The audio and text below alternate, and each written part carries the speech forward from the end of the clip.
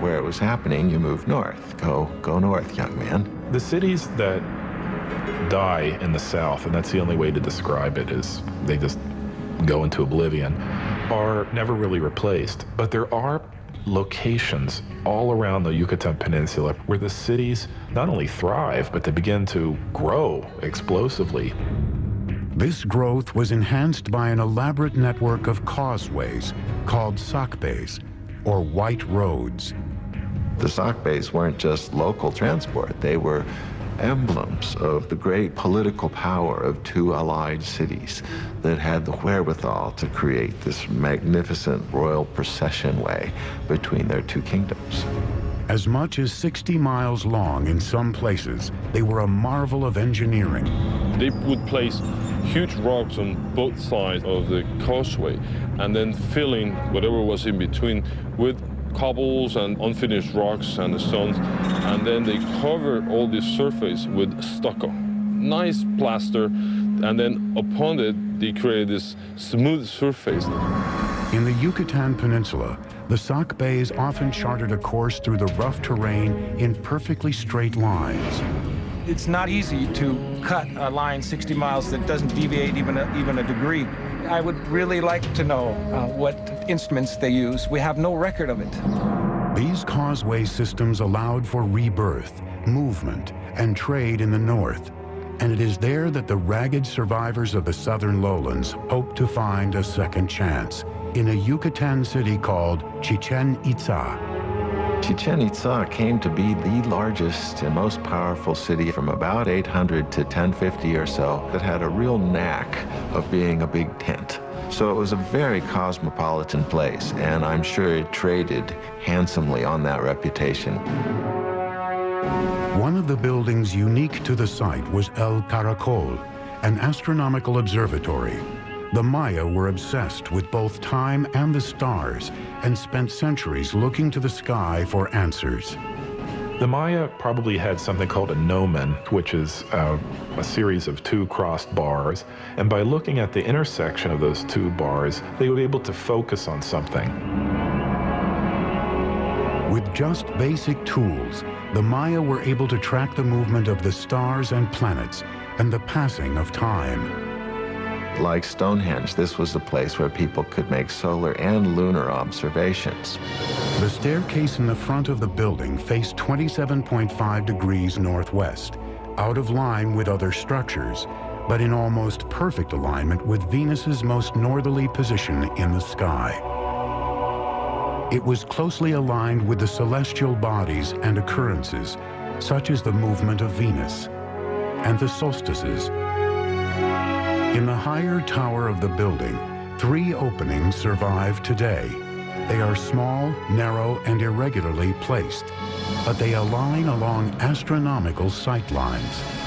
In the Caracol, we can see in its orientations, in its peculiar displacements, in its odd alignment of buildings, a focus on what Venus was doing at the time. Venus is a kind of variable actor up there in the skies. Sometimes it moves in this direction, sometimes it moves in that direction. The Caracol seems to be about looking at Venus when it's come to the end of a certain kind of motion. This astute astronomical observation allowed the Maya to build their interlocking calendars that were more accurate than any other used in the ancient world. The Maya had 2 calendars, one ritual and then, the solar calendar that is very, very similar to what we use in the Western world. The Maya measured the solar year to be 365 days. Their measurements for the revolution of Venus and the occurrence of lunar eclipses were equally on target.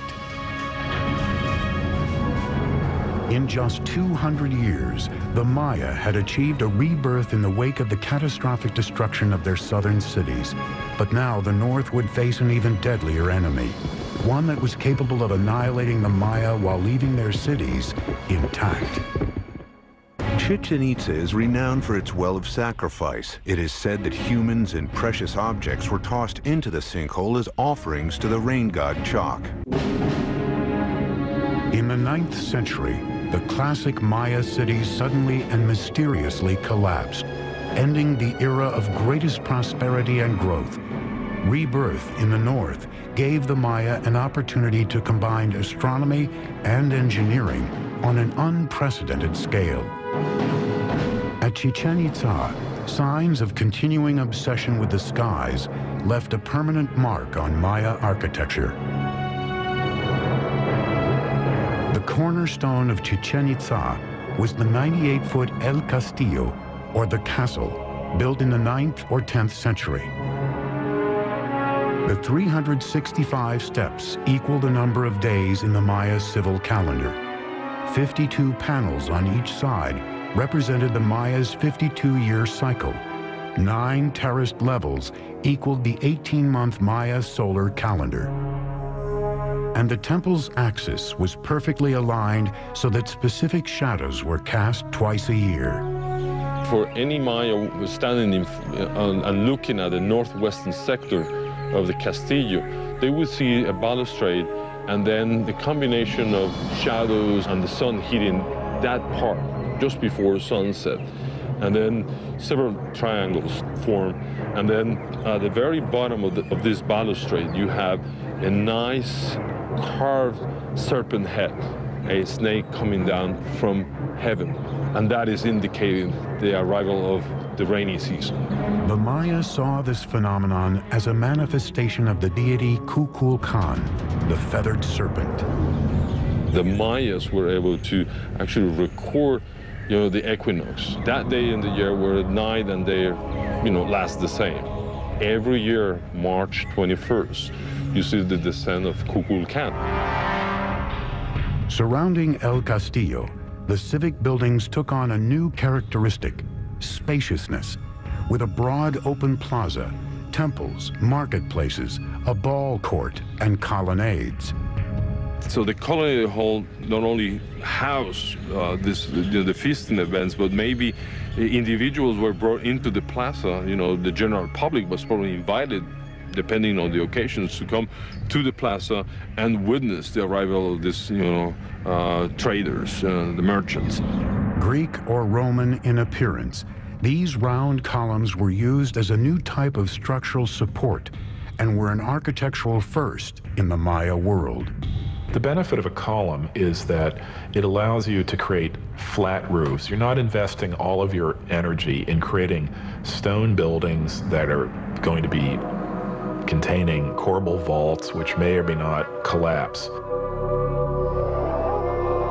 The columns were simple in design. Round drums were placed one on top of the other, filled with rubble in between. A square section was placed at the top, and then flat rooftops made of stucco and wood were added to form expansive covered interiors. It involves people more openly in the life of the building and of what's happening within it than would have been possible with Maya pyramids of the full classic period. Those pyramids are mostly about exclusivity. It's about showing a space, holding it up high, but allowing very, very few people to look into it. The open column structures are much more inviting. But the welcoming atmosphere didn't last long.